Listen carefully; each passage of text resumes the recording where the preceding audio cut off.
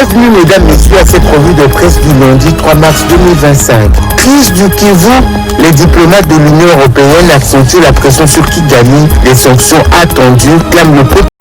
Réagissant à l'attitude de Kigali qui continue à faire la sourde oreille face aux appels répétés au retrait de ses troupes du territoire congolais et à la cessation de tout soutien aux groupes terroristes qui violent l'intégrité du territoire congolais et continuent ces exactions dans les Kivu congolais, les diplomates de l'Union européenne envisagent d'examiner dès ce lundi 3 mars 2025 des sanctions contre 9 personnalités rwandaises et une organisation.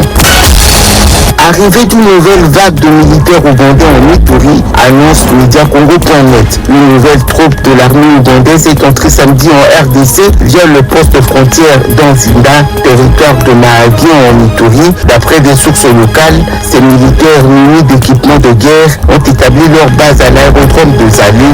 D'autres soldats ougandais sont déjà installés depuis plusieurs mois dans les autres territoires de l'Ituri. Selon le lieutenant Jules Ngungu, porte-parole de l'armée congolaise en Ituri, la présence de ces militaires sur le sol congolais s'inscrit dans le cadre de la mutualisation de forces entre les FARDC et les UPDF pour continuer à consolider la paix pendant cette période de l'état d'urgence.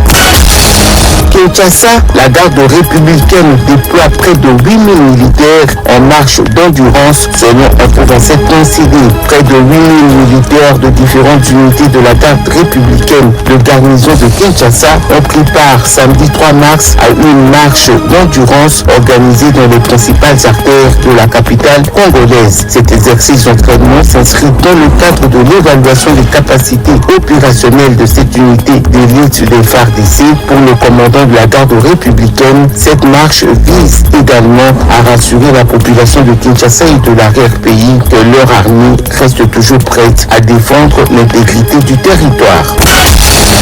Décrispation politique, 3 opposants libérés, titre le quotidien. Après Jean-Marc Kabou, est venu le tour de Seth Kikouni et de Mike Mukibai Kosso. Ces 2 opposants ont bénéficié samedi 1er mars d'une liberté conditionnelle. C'est le ministre d'État en charge de la justice et garde des Sceaux, Constant Mutamba, qui a procédé à cette libération, qui n'a pas seulement concerné les 2 opposants, mais également plusieurs autres prisonniers bénéficiaires de la grâce présidentielle.